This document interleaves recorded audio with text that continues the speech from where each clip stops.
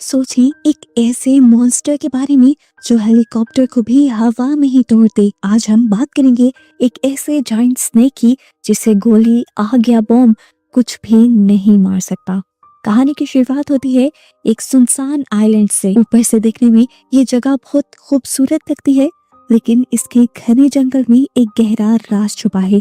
यहाँ कुछ भारी भरकम मिलिट्री ट्रक्स और हेलीकॉप्टर्स जंगल के बीच से गुजर रहे हैं। ये कन्वॉय लिन नाम की एक लड़की और उसके 2 असिस्टेंट को एक हाईटेक फैसिलिटी की तरफ ले जा रहे हैं।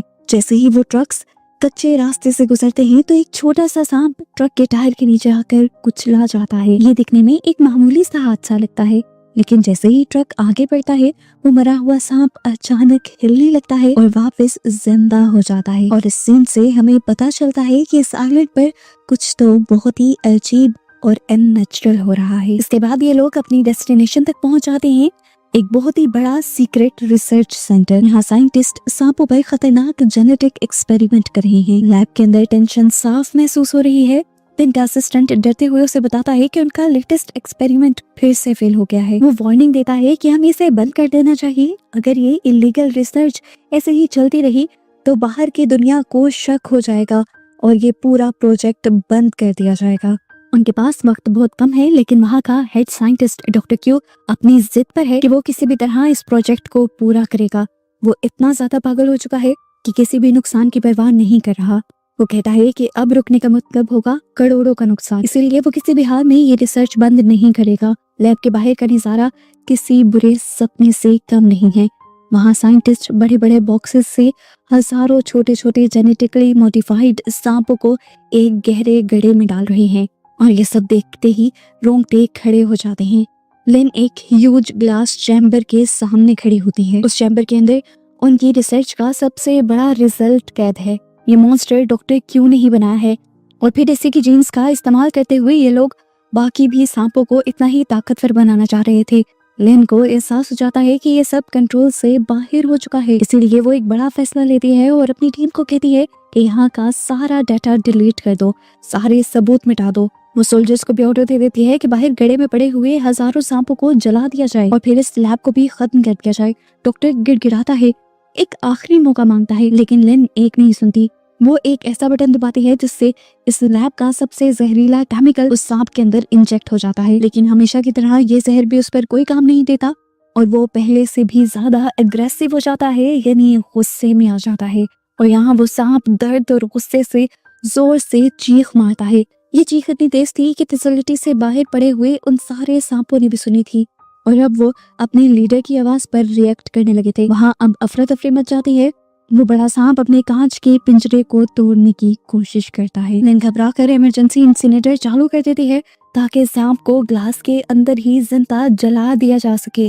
आग की लपटें उस चैम्बर को घेर लेती हैं, लेकिन वो मॉन्स्टर इतना ताकतवर है कि आग भी उसका कुछ नहीं बिगाड़ पाती। उधर बाहर वो छोटे छोटे सांप गड्ढे में से निकलकर सभी सोल्जर्स और साइंटिस्ट पर टूट पड़ते हैं।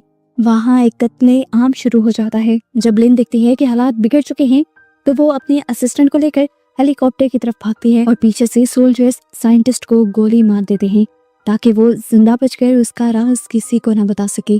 लेकिन इस राज के रिसर्च में जो सबसे बड़ा मॉन्स्टर बना था वो तो किसी के हाथ आ ही नहीं रहा था। सोल्जर्स ने उसके ऊपर बॉम्ब चलाई, गोलियां चलाई, पर वो मर नहीं रहा था। आखिर वो जायंट स्नेक अपने कांच को तोड़कर बाहर निकल भी आता है और फिर अपनी जंजीरों को भी तोड़कर पूरी तरह आजाद होकर सोल्जर्स पर हमला करने लग जाता है। वो पूरे इंसान को एक टाइम में निकल रहा था। लिन तो मजे से अपने हेलीकॉप्टर में बैठ जाती है और अपने असिस्टेंट को कहती है कि यहाँ का सारा मेस क्लियर कर आना। इसके बाद वो तो अपनी जान बचाकर यहाँ से उड़ जाती है, और पीछे से बेचारा असिस्टेंट बचे हुए सोल्जर्स को वापस सेंटर की तरफ भगाने की कोशिश करता है, लेकिन सांपों की फौज उनका रास्ता रोक लेती है। ऊपर हवा में वो जायंट स्नेक एक छलांग लगाता है और दूसरे हेलीकॉप्टर को हवा में ही तोड़कर गिरा देता है। जमीन पर फंसे हुए असिस्टेंट को समझ आ जाता है कि वो इन सोल्जर्स के जरिए उस बड़े जायंट मॉन्स्टर से नहीं लड़ सकते। अपने आप को बचाने के लिए वो लोग जंगल की तरफ भागते हैं। एक सोल्जर यहाँ से ट्रक लेकर भी भागने की कोशिश करता है, लेकिन बड़ा सांप उसका पीछा करता है और वो बड़ा ट्रक अपनी जान बचाने के चक्कर में पहाड़ से गिरकर तबाह हो जाता है। अब वो दोनों असिस्टेंट अपनी जान बचाकर जंगल में भाग रहे हैं और हमें दिखाया जाता है कि वो बड़ा सांप उनके पीछे पड़ गया है। वो उनके ऊपर हमला करता है और यहाँ पर एक लड़की बुरी तरह जख्मी हो जाती है। लड़का जो उसका पार्टनर है उसे बचाने के लिए अपनी जान की बाजी लगा देता है और एक चाकू से सांप की आंख पर वार करता है। दर्द के मारे सांप उस लड़की को दूर फेंक देता है। लड़की अपनी आखिरी सांसें लेती है और वहीं दम तोड़ देती है और लड़का ये सब देखकर टूट जाता है। लेकिन उस लड़के को तो रोने का भी वक्त नहीं मिलता। सांप वापस आता है और उस लड़के को भी मार देता है। दूसरी तरफ दो सोल्जर्स जो अपनी जान बचाने के लिए नदी की तरफ भागे थे, वो बोट के जरिए नदी में उतर भी जाते हैं, लेकिन वो जायंट स्नेक पानी में उनका भी पीछा करता है और उन्हें भी खा जाता है। और इस तरह कुछ देर में उस जायंट स्नेक ने, उस मॉन्स्टर ने ये पूरा आइलैंड खामोश कर दिया था। सीन कट होता है और कहानी अब कुछ साल आगे बढ़ती है। अब हम एक आलीशान क्रूज पर हैं जो समुद्र के बीच बहुत ही आराम से चल रही है। वहाँ पर सब कुछ नॉर्मल है, लोग पार्टी कर रहे हैं, म्यूजिक बज रहा है और सब खुश है। और इन्हीं सभी पैसेंजर्स के बीच हम अपने हीरो येन से भी मिलते हैं। दिखने में येन काफी स्मार्ट और फिट है और काफी तेज दिमाग का भी लगता है। वो नोटिस करता है कि कोई चुपके से उनकी फोटोज ले रहा है। येन उसे भी पकड़ लेता है और उससे पूछता है, तुम हमारी पिक्चर्स क्यों ले रही थी? तब ली बताती है कि वो एक मैगजीन के लिए काम करती है, लेकिन येन को उस पर शक था। वो उसका कैमरा पकड़ता है और सारी फोटोज डिलीट कर देता है। इस टाइम पर ली उससे कहती है, मैं जानती हूँ कि तुम किसे ढूंढ रहे हो। येन ये बात सुनकर हैरान तो होता है और इससे पहले कि वो इस बारे में कुछ सवाल जवाब कर पाता, एक अजीब सी थरथराहट शिप पर महसूस होती है। देखने को मिलता है कि हजारों सांप इस शिप की दीवारों पर रेंगते हुए ऊपर आ रहे हैं। देखते ही देखते वो पूरे डेक पर फैल जाते हैं। पार्टी का माहौल एकदम से चीखों पुकार में बदल जाता है। येन फौरन ही खतरे को भांप लेता है। वो ली को खींचता है और भागना शुरू कर देता है। भागते हुए वो एक क्रू मेंबर से पूछने की कोशिश करता है कि आखिर यहाँ पर क्या हो रहा है। इससे पहले कि वो कुछ बोल पाता, अंधेरे से वही जायंट स्नेक निकलता है और उस आदमी को निगल जाता है। ये वही मॉन्स्टर है जो उस आइलैंड पर था। इसे देखकर सब डर जाते हैं, लेकिन येन और ली होशियारी दिखाते हैं। जितने लोगों को वो बचा सकते थे उन्हें लेकर वो भागना शुरू कर देते हैं। यहाँ हर तरफ वही सांप ही सांप हैं जो उस आइलैंड पर साइंटिस्ट ने गड्ढे के अंदर गिरा दिए थे। यहाँ पर येन एक कुल्हाड़ी उठा लेता है उन सांपों को मारने के लिए और अपना रास्ता बनाते हुए आगे बढ़ता रहता है। वो लोग एक कॉरिडोर में पहुंचते हैं जहाँ वो देखते हैं कि एक अमीर आदमी ने अपने आप को एक वीआईपी रूम में बंद कर लिया है और बाहर सब लोग अपने आप को बचाने के लिए भीख मांग रहे हैं उससे और उसे दरवाजा खोलने को कह रहे हैं। पर वो अमीर आदमी किसी की नहीं सुनता और दरवाजा नहीं खोलता और इसके उस बुरे काम का अंजाम उससे फौरन ही मिल जाता है। छोटे छोटे सांप वेंटिलेशन डेक से उसके रूम के अंदर घुस जाते हैं और उसे काट खाते हैं। बाहर खड़े हुए लोगों को बस उसकी चीखें सुनाई देती हैं। येन सबको लेकर इंजन रूम की तरफ भागता है और वहाँ ये लोग एक ओल्ड मैन से मिलते हैं जो अपनी पोती को छुपाने की कोशिश कर रहा था और इन सारी चीजों से बचाने की कोशिश कर रहा था। येन उनकी भी मदद करने का फैसला कर लेता है। इस टाइम पर येन एक और चीज नोटिस करता है कि ये जितने भी सांप यहाँ पर हमला कर रहे हैं वो असल में देख नहीं सुनते, वो लोगों की आहट सुनकर उनकी तरफ बढ़ रहे हैं और उन पर हमला कर रहे हैं। और बस यही देखते हुए वो सबको इशारा कर देता है, बिल्कुल खामोश रहो। सब हिलना तक बंद कर देते हैं और मशीन्स के पीछे छुप जाते हैं। यहाँ तक कि उन लोगों ने तो अपनी सांसें तक रोक ली थी। और इसी दौरान वो बहुत बड़ा मॉन्स्टर स्नेक इस रूम के अंदर आ जाता है। वो इन लोगों के बहुत करीब आ जाता है और इन लोगों की आहट को महसूस करने की कोशिश करता है, लेकिन कोई भी जब नहीं बोलता तो वो बस यहाँ से जाने ही वाला था। पर उसी वक्त बदकिस्मती से एक लड़की का फोन बज गया और बस यही से सांप ने गुस्से में उस आवाज की तरफ हमला कर दिया और इस तरह लोग जान बचाकर अब ऊपर की तरफ भागने लगे और एक बड़े से इंडस्ट्रियल फ्रीजर में घुस गए।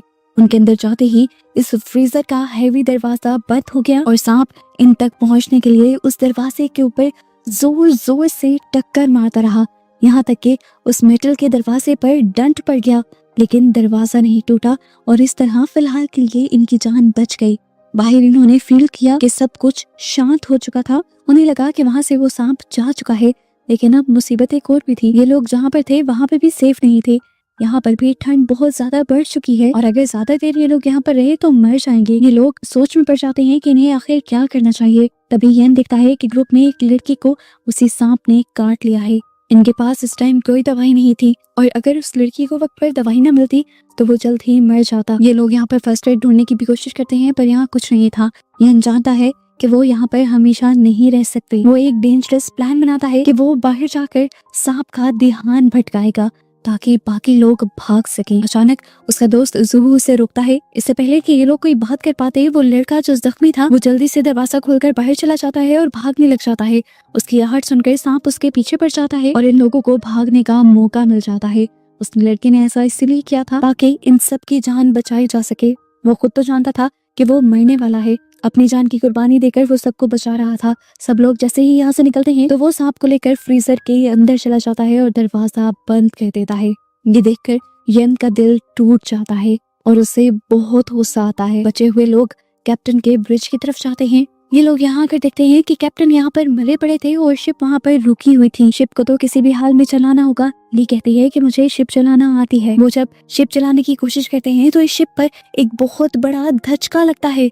बाहर से दिखाया जाता है कि असल में पानी के अंदर से वो जाइंट स्नेक निकल आया था जिसके ऊपर एक्सपेरिमेंट किए जा रहे थे। ये इतना बड़ा था कि उसने पूरी शिप को अपने कब्जे में ले लिया। शिप के ऊपर लिपट गया वो और उसने फिर अपने बड़े से मुंह के जरिए शिप के डेक पर हमला किया। देखते हुए येन और जुहू बाहर जाते हैं उसे रोकने के लिए, लेकिन वो मॉन्स्टर बहुत ही बड़ा, बहुत ही खतरनाक है। उसे देखकर येन को एहसास हो जाता है कि अब ये शिप नहीं बचेगा। वो जुहू से कहता है कि सबको लाइफ बोट में बिठाओ। सब उसकी बात मानते हुए ऐसा करने लग जाते हैं, जबकि येन पीछे रहकर अपनी लाइफ को खतरे में डालकर इस पूरी शिप के ऊपर केरोसिन छिड़कने लग जाता है। वो डिसाइड करता है कि वो इस शिप को जला देगा। दूसरी तरफ ली और बाकी लोग लाइफ बोट में बैठकर पानी के अंदर उतर भी जाते हैं और ये लोग यहाँ पर येन का इंतजार कर रहे होते हैं इस उम्मीद में कि येन वहाँ पर बचा हुआ होगा और इस लाइफ बोट तक आएगा।